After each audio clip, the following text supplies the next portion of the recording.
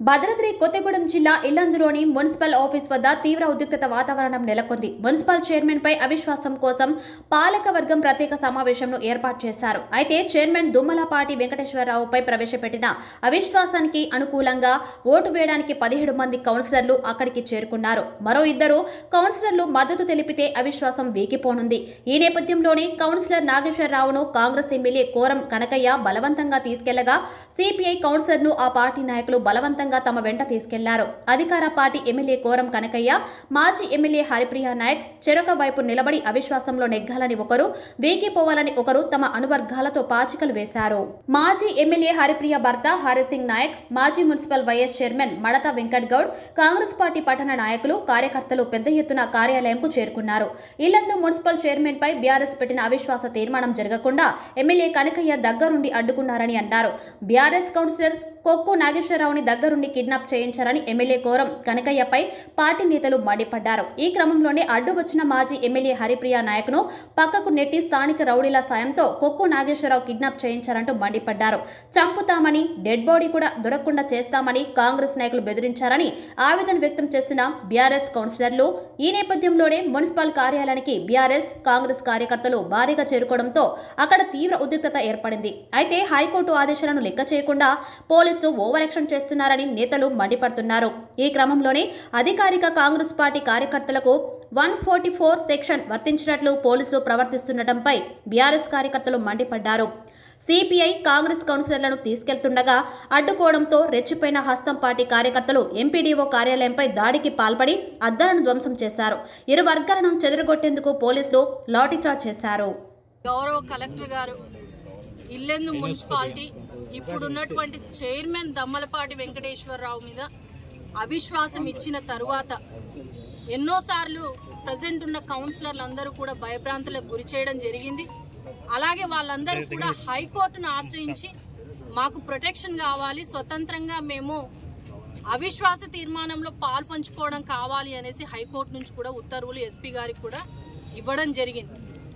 అయినప్పటికీ ఈరోజు మున్సిపాలిటీ దగ్గరికి వచ్చినటువంటి 17 మంది కౌన్సిలర్లలో కుక్కు నాగేశ్వరరావు గారిని స్వయంగా ఎమ్మెల్యే కోరం కనకయ్య గారు ఆయనే వచ్చి ఆయన అనుచరులతోటి లాక్కెళ్ళినటువంటి వైనాన్ని ఈరోజు రాజ్యాంగబద్ధంగా చట్టాలను అటు ప్రజాస్వామ్యాన్ని కాపాడవలసినటువంటి ఒక అధికార పార్టీ ఎమ్మెల్యే ఒక కౌన్సిలర్ని కిడ్నాప్ చేసినటువంటి సంగతి ఈరోజు మీడియా అలాగే డిపార్ట్మెంట్ పోలీసు వారి సమక్షంలో జరిగింది.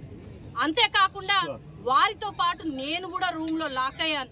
కుక్కు నాగేశ్వరరావు గారిని లాక్కుంటూ వెళ్లే పరిస్థితిలో నన్ను కూడా వారితో పాటు రూమ్ లో లాక్ చేసినప్పుడు గౌరవ కలెక్టర్ గారికి ఫోన్ చేశాను, డిఎస్పీ గారికి కాల్ చేశాను.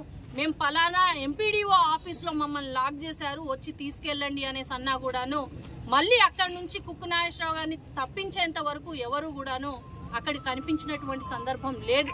144 సెక్షన్ అన్నారు. మరి 144 సెక్షన్ ఉంటే నిజంగా డిపార్ట్మెంట్ గనక హైకోర్టు ఉత్తర్వులను బేఖాతరు చేస్తుంటే గనక వాళ్ళు ఖాతరు చేసి ఈరోజు ప్రొటెక్షన్ ఇచ్చుంటే 144 సెక్షన్ లో మనం చూస్తా ఉంటే కోరం కనకయ్య గారు లాక్కెళ్ళినటువంటి విజువల్స్ లో మున్సిపాలిటీ ఆఫీస్ క్లియర్ గా కనబడతా ఉంది. మరి ఎలా వచ్చారు వాళ్ళ రౌడీ అనుచరులు అనేది కూడా మేము ప్రశ్నిస్తా ఉన్నాం.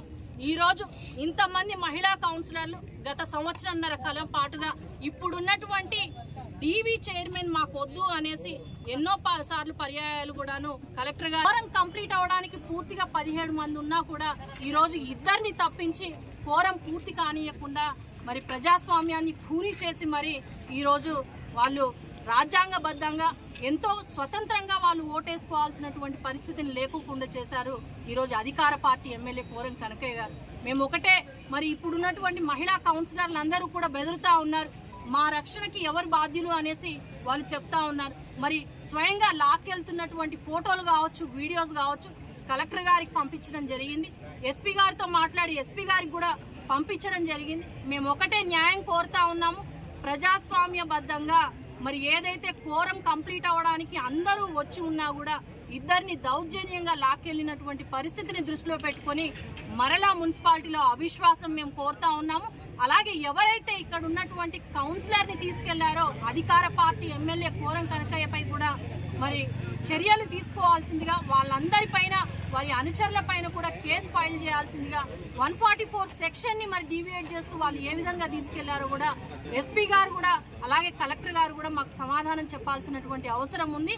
We want justice from the అధికారం.